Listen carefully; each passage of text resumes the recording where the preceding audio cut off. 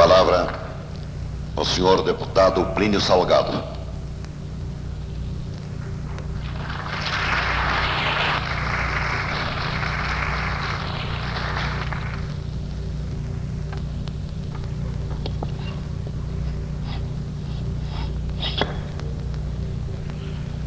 Senhor presidente, senhores senadores, senhores deputados, senhores representantes da Marinha, do Exército e da Aeronáutica.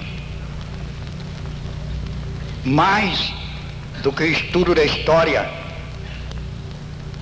e o conhecimento dos fatos que se desenrolaram em tempos pretéritos, entendo que a interpretação da história é o que mais convém para a formação do espírito cívico da nacionalidade e para o encaminhamento de sua marcha segundo seus destinos históricos.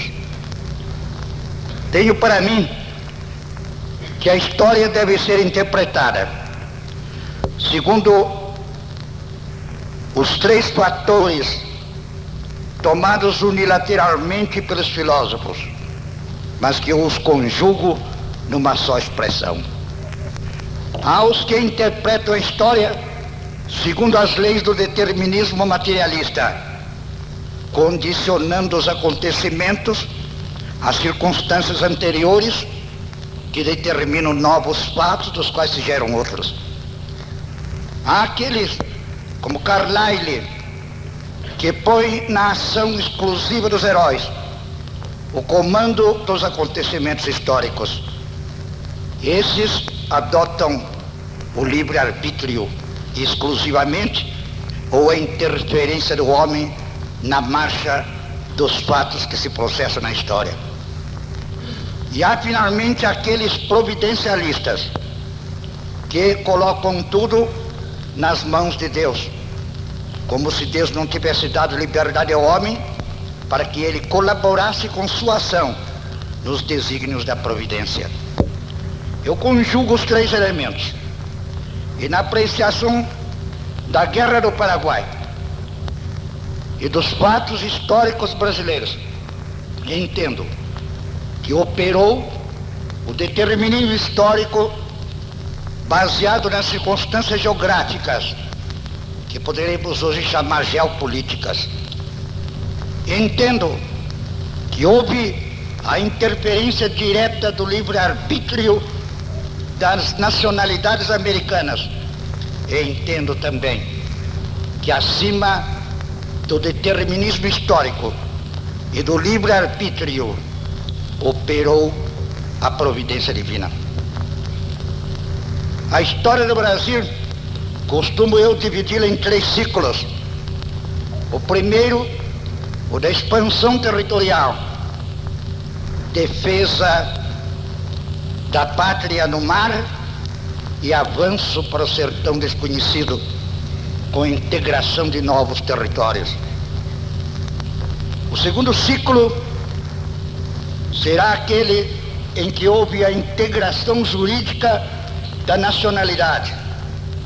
Começa, acredito eu, antes de 1750, mas positiva-se e torna-se explícito no Tratado de Madrid, de 13 de janeiro de 1750, quando Alexandre de Gusmão, o artífice daquele instrumento internacional, interpretou o sentimento da nacionalidade brasileira, que transitava do mero sentimento de pátria para a consciência de nação.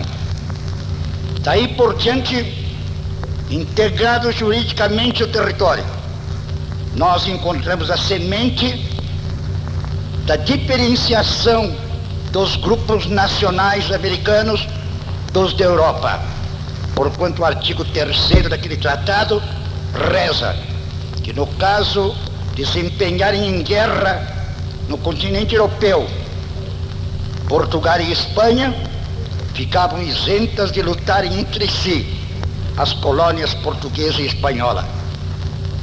Era o reconhecimento da nossa diferenciação e nacionalidade é diferenciação.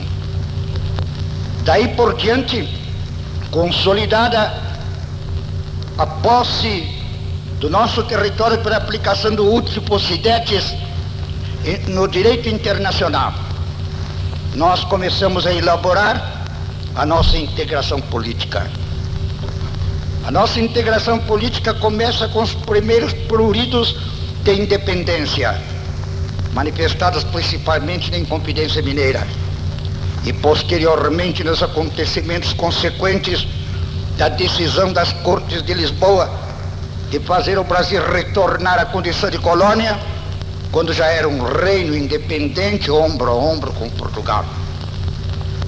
E daí por diante, quer no agitar do Primeiro Império, nos dias tumultuosos da regência e posteriormente, depois da maioridade de Pedro II, através de toda a ação política de estadistas eminentes, nós entramos na fase da integração política do país.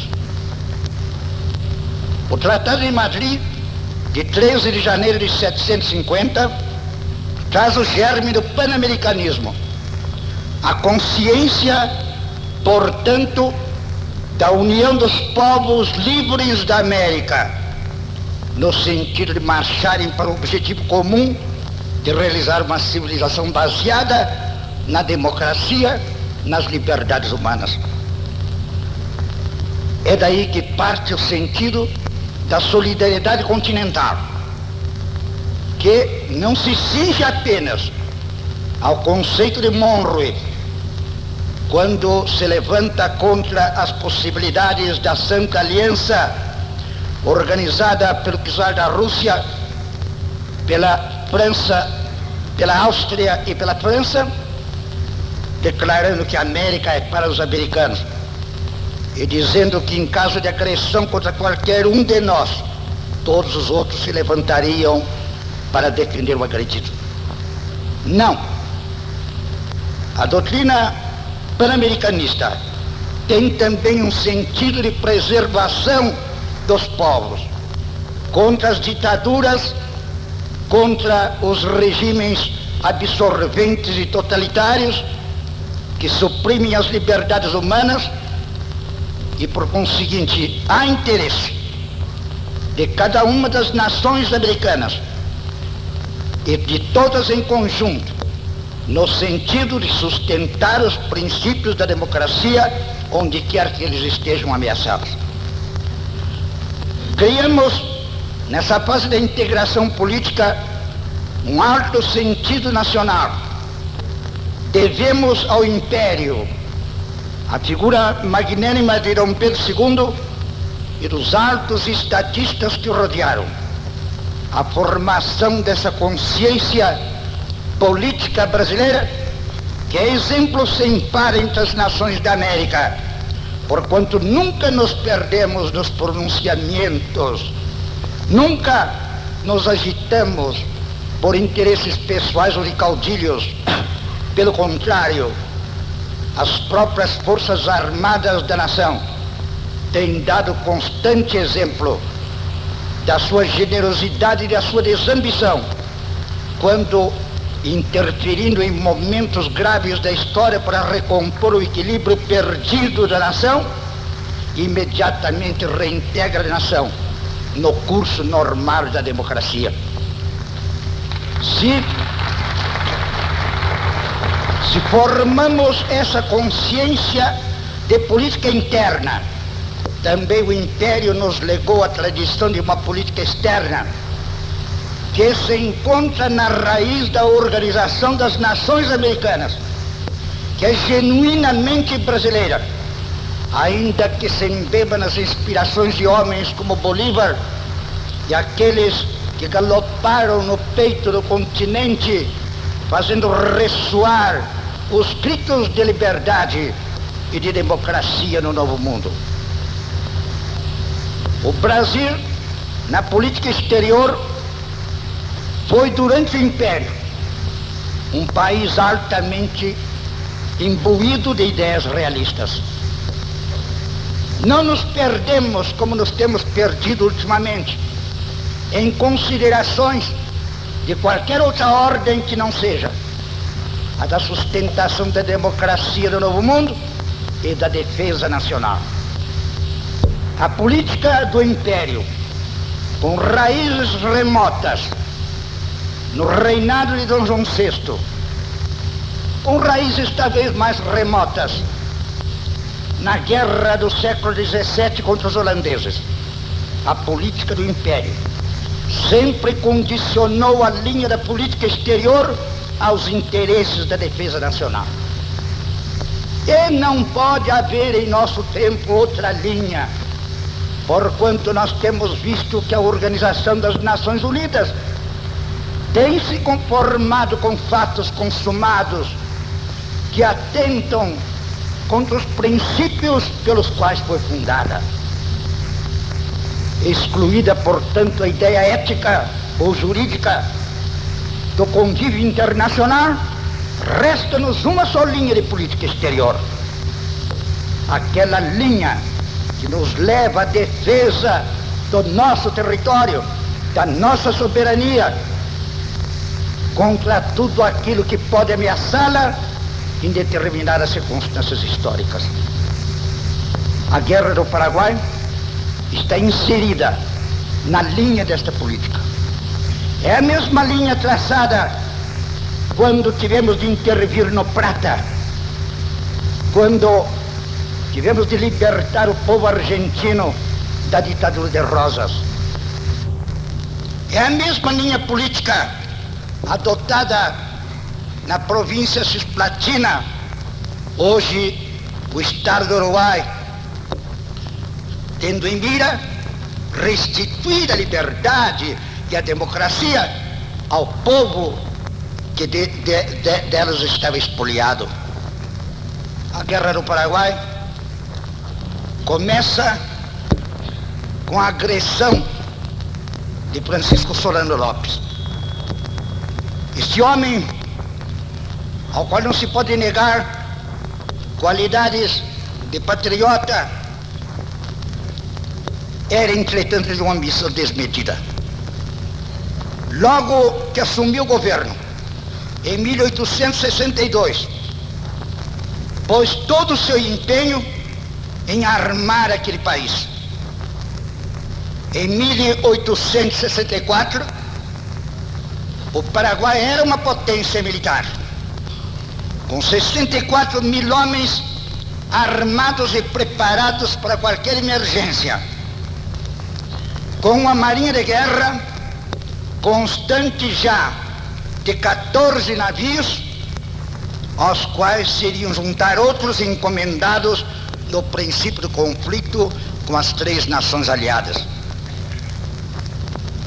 Criou ele uma mística, a mística da expansão territorial e da fundação de uma grande monarquia, na qual incluiria a banda oriental do Uruguai e as províncias de Corrientes e outros territórios argentinos. É preciso lembrarmos-nos de que para qualquer objetivo político é necessário criar uma mística. Nosso país, para fins superiores e nobres, precisa criar esta mística, sem o que não há administração, não há economia, não há finanças, não há forças armadas, não há nada. Lopes utilizou-se para maus fins de um meio nobre e alto, criou a mística na sua tropa. Em novembro de 1964, seguia pelo Rio Paraná o navio brasileiro Marquês de Olinda. Lopes não trepida em apresá-lo. Apreendeu-o, tornando prisioneiros todos os que nele viajavam, inclusive o coronel Carneiro de Campos, presidente do estado de Mato Grosso. Era um ato de agressão. O Brasil ainda esperou. A longanimidade do imperador corria parelhas com o senso realista de sua política externa. Mas, logo depois, em dezembro, as tropas paraguaias tomam o Forte de Coimbra, com apenas 124 homens para defendê-lo. Era impossível resistir. A operação realizada foi de uma retirada estratégica em que não perdemos um só homem. Mas, praticamente, o Paraguai se pusera em guerra com o Brasil. Mas foi ainda aí, somente em janeiro, que o governo imperial resolveu declarar guerra àquele que já nos estava agredindo e invadindo o nosso território. Mas esta declaração de guerra, redigida pelo Visconde do Rio Branco, traz uma frase que define bem os mais nobres e generosos sentimentos do governo imperial, da intérprete do povo brasileiro.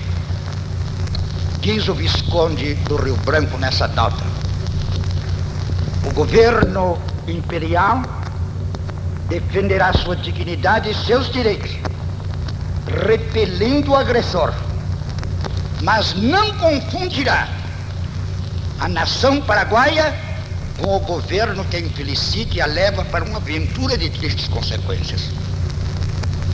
Aí ficou claro que nós não declaramos guerra ao povo paraguaio, mas a Francisco Solano Lopes, da mesma maneira como recentemente as nações democráticas, declarando guerra ao nazismo alemão, não declarou guerra ao povo alemão. Tanto que após o conflito, todas as mãos se estenderam a ajudar aquele nobre povo a se erguer de suas ruínas. Começa a guerra no Paraguai. O que fazer?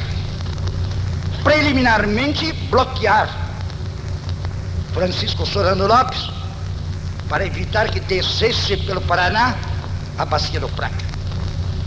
Os nossos estrategas, que eram homens de alta visão política e ao mesmo tempo de grande conhecimento militar, entendem que é preciso fechar o caminho a Lopes para que não descesse ao Rio da Prata.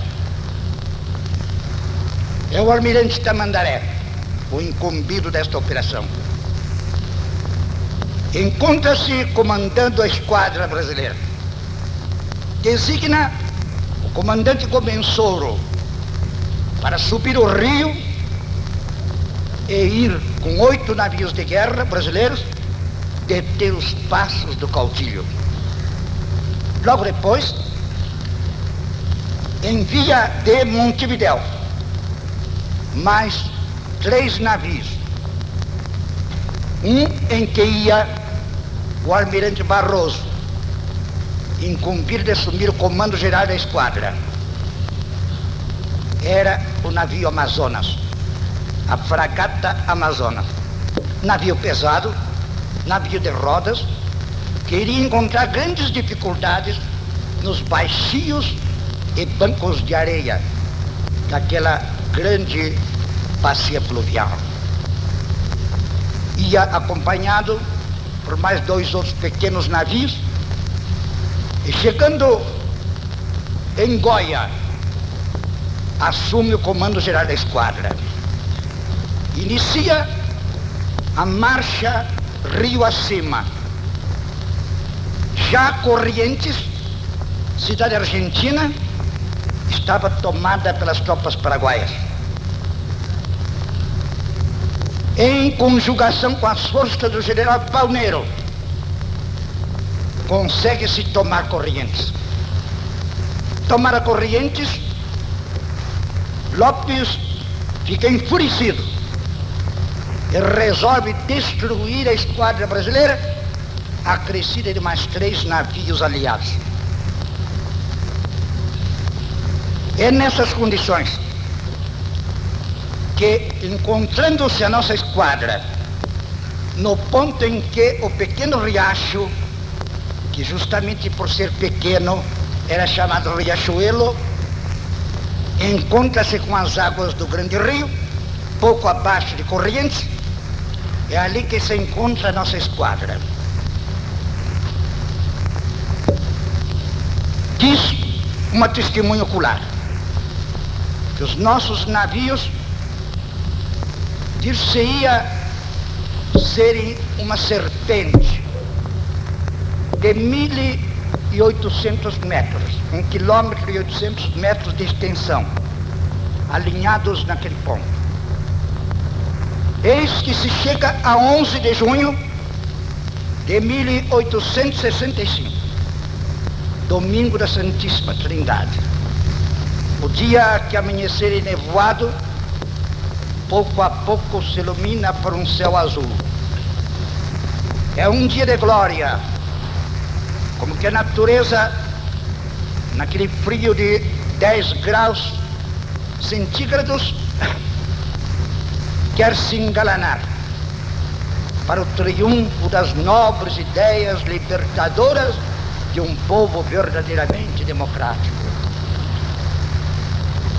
Prepara-se o altar no navio Capitânia para a celebração do santo sacrifício da missa. Eis que, 9 horas da manhã, o navio Merim, que se encontrava na vanguarda, dá o sinal de inimigo à vista. E logo em seguida, 8 navios inimigos. Barroso imediatamente dá o sinal, preparar para o combate. Em seguida, descem rapidamente os navios paraguaios de calado menor e, por conseguinte, mais agilmente à vontade naquele cenário onde nossos navios pesados encontravam sérias vicissitudes. Rompe o fogo dos navios paraguaios e da artilharia de terra que nas barrancas do rio cooperava para o êxito da vitória das armas de Lopes. Inicia-se o combate. É um combate terrível. Grandes dificuldades encontram nossos navios ao ponto do Jequitinhonha ter encalhado. Os outros entram em luta. É o Mearim, é o Iguatemi, é o Ivaí, é o Ipiranga, é o Beberibe. Nomes dos rios brasileiros. Que misteriosa simbologia aquela. Os rios que correm por nossa pátria são os portadores das mensagens das longas distâncias de que vieram. Nada melhor para significar a unidade da nação do que o curso dos rios. Eles trazem recados de remotos sertões. Eles vêm despertar lembranças de todo o território da pátria. Enquanto as montanhas são paradas, estáticas, os rios são dinâmicos e levam nas suas águas recados e mensagens. E ali, os nossos navios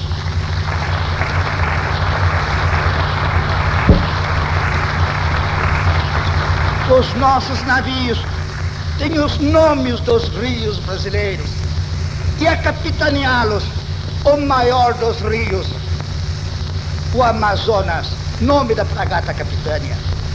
É realmente o Brasil a alma da pátria que se levantou naquele instante para cumprir uma missão histórica. Mas o combate continua.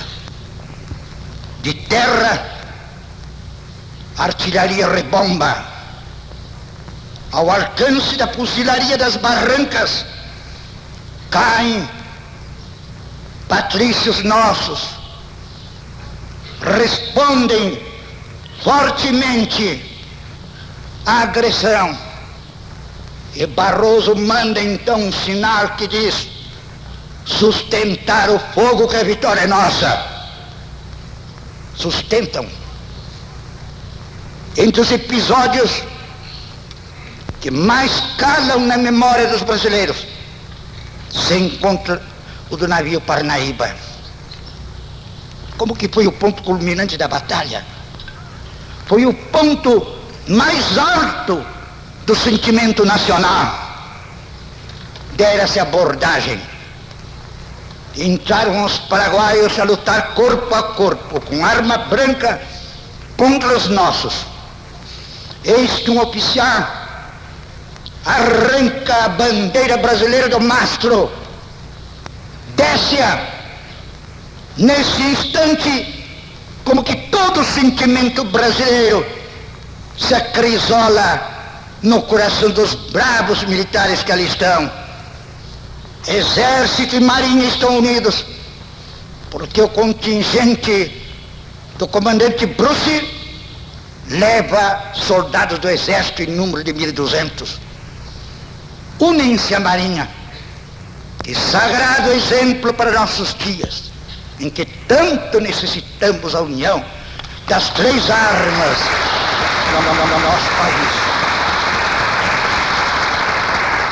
Lutam, então caem os bravos oficiais do Exército e da Marinha, um a um, defendendo o pavilhão nacional. É nesse instante que o guarda-marinha Grinnell e o marinheiro de primeira classe, o célebre, o famoso Marcílio Dias, se imortalizam para sempre, agarrando a bandeira das mãos do inimigo, enrolando-se nelas, tingindo-as com seu sangue vermelho de patriotismo e sucumbindo dentro do pavilhão nacional.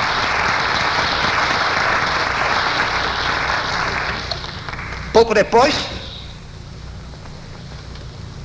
apesar de toda a tristeza e acabrunhamento pela perda daqueles heróis, eis que surgem gritos de alegria: viva o imperador, viva o Brasil, viva o almirante Barroso. Que foi? Foi a Parnaíba que rechaçou os inimigos, foi a Parnaíba que tornou a hastear o sagrado pavilhão verde e amarelo de nossa pátria. O combate prossegue. Quando o almirante Barroso, ainda que posteriormente passível da censura de Tamandaré, como se viu da leitura feita pelo senador Vasconcelos Torres, da carta que ele dirigiu àquele grande brasileiro, resolve aquilo que é comum no brasileiro. O brasileiro é improvisador. Até no futebol, ele vence sempre que improvisa, surpreende a técnica adversária. É uma capacidade imaginativa, é um dom de nossa raça. Barroso resolve fazer de seu navio um ariete, um esporão, acomete os navios paraguaios e afunda 3 dos mais importantes por este meio. O terror começa a estabelecer-se na tropa inimiga. O combate prossegue, o Mearim põe a pique mais um navio paraguaio, outros navios fortemente atacam e de repente vence os paraguaios a fugir a nado, a abandonar os navios, e nas barrancas onde a artilharia cantava constantemente sobre os nossos navios e nossos homens, começa também a estabelecer-se o pânico, porque a nossa artilharia varria inteiramente aquela moldura de fogo em que se encontrava a nossa esquadra. Às 4 horas da tarde, sobravam apenas 4 navios paraguaios, que fogem precipitadamente rio acima. Estava ganha a Batalha do Riachuelo. A significação desta batalha na Guerra do Paraguai foi enorme. Dali prosseguiu-se tomando a fortificação de Mercedes e posteriormente avançando mais para o norte. Seguem-se páginas de epopeia que não é um momento de relembrarmos aqui, em que focalizamos apenas o episódio da Batalha do Riachuelo. mar de Curupaiti. É a passagem de Humaitá, que parecia impossível dadas as correntes que se encontravam de lado a lado de margem a margem do rio. São as lutas consequentes que se escrevem em toneleiros até Campo Grande, finalmente Cerro Corá. Termina a guerra em 1870. O Brasil age magnanimamente para com o povo paraguaio. A desgraça de um ditador impensado. O Paraguai, que contava 1.200.000 habitantes, ao terminar a guerra, não tem mais do que 200.000 habitantes. Honra seja feita a esse povo, que se bateu denodadamente, ainda que induzido em erro, com a mística sagrada da pátria, neste ponto nos dando exemplo, para em qualquer emergência agirmos da mesma maneira.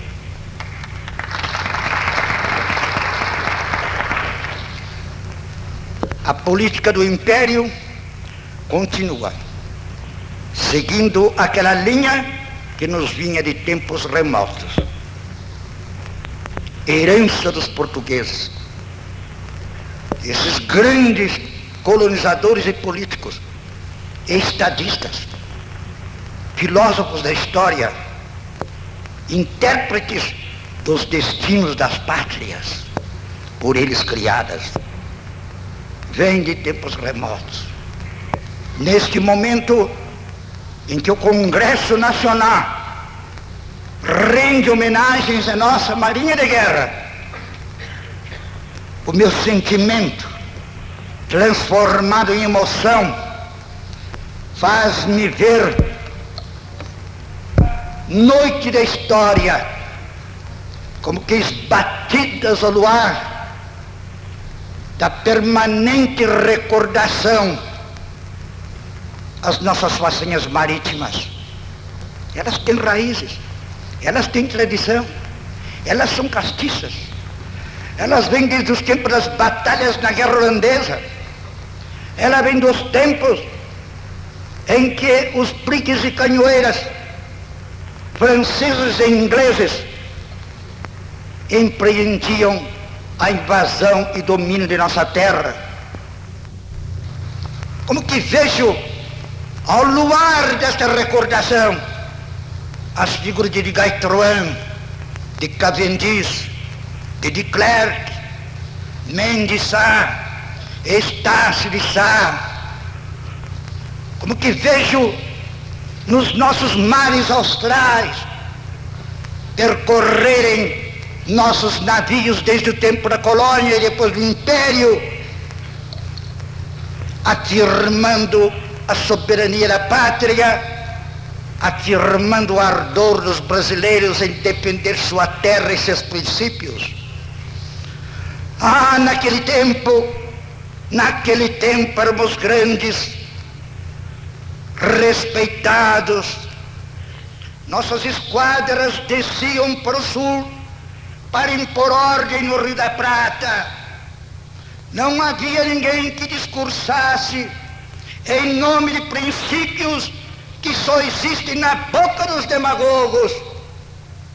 Havia um sentido realista, o cumprimento do dever da consciência pan-americana a sustentar a integridade do novo mundo e a integridade dos princípios democráticos.